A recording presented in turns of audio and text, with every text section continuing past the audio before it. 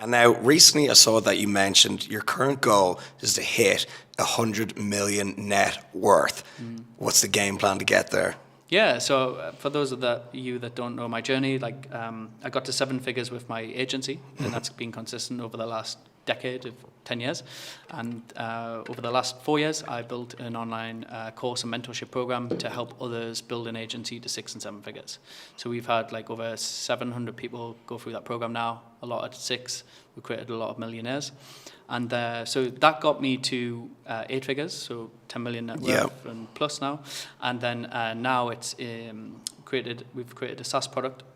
So the SaaS product is going to be in my recruitment niche, where we're going to facilitate the members I've got in the program for a software solution. And that's going to help me with evaluation in the SaaS world. And then I'm going to be buying and acquiring more companies at a different level. So I want to play business at a higher game. So what gets you from 7 figures doesn't necessarily get you from 8. You've got to be in a different vehicle each time. Yeah. So now I'm moving into what I would call probably the third stage vehicle, which is a SaaS company, and then buying and acquiring other companies and using my skill set and my team, in ops, marketing, sales, and use my blueprint that I've used in my agency and help other people scale their businesses to then use that in other businesses as well. Nice. And so could you explain for anyone who might be new to this type of information what a SaaS, it's not, by the way, SaaS isn't sassy, it's SaaS. Could you explain exactly what that is? Yeah, so it's like software as a service. So it's like pretty much any tool that you would use as software, whether it's a plugin, an automation software, email automation, a CRM system, those type of things. And are you creating your own software or kind of, white label like you sell as something similar? No, so we're in the process of creating our own software. So I've hired developers, invested a lot in the tech. So I'm all in on investing in that long term because it's not going to be a profitable business from day one. Yep. SaaS is very hard to get right, and the biggest bottleneck for most SaaS companies is they don't know how to sell it. So they can create a great solution, but they can't get in front of the consumer and get them to use it. Whereas I've got the advantage, I've already got a lot of paid members in my program that know, like, and trust me. Yep. So I can push that product into that market as long as it's a very good product, which I believe I will be able to get it to that. And then it's a really easy sell to them. So then it's a subscription model. So then you get a 8 to 10, 12x multiple EBITDA on the business. So it's a lot easier to exit that SaaS company, but it's harder to get started. You need a lot of capital, and you need to realize you're not going to make money maybe year 1, year 2, year 3. Yeah. And so is that your main focus at the moment, the SaaS company? I wouldn't say it's my main focus. My main focus still is online mentorship because I love mentoring other people.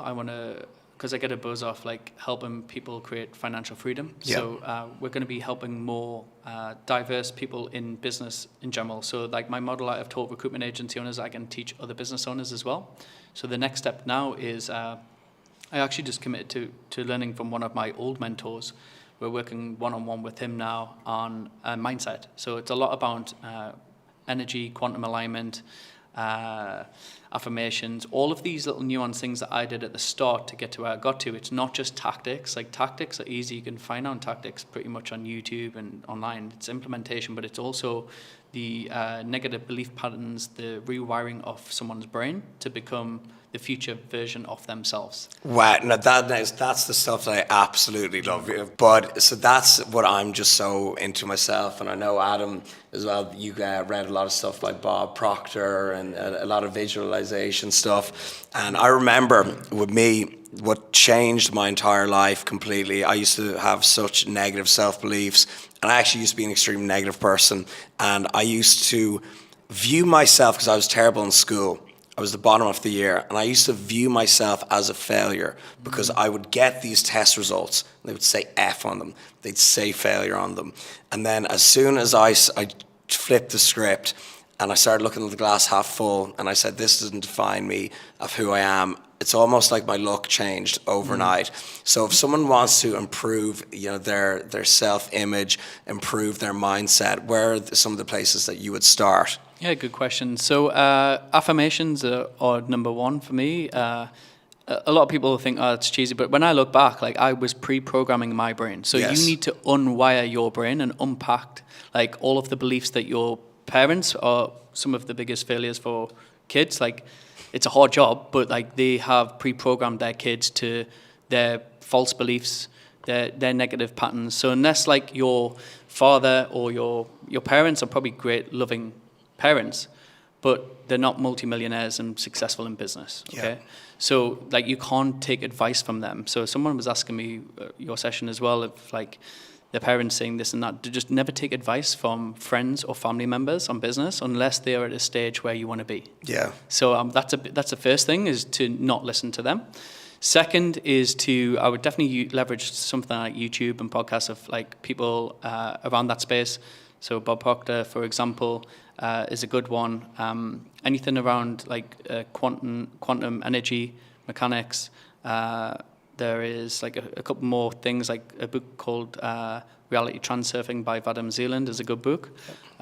Power versus Force by Dr. David Hawkins is very, very good as well, of the different levels of frequency that you need to act at in order to attract success. And I would also look at The Surrender Experiment by Michael Singer.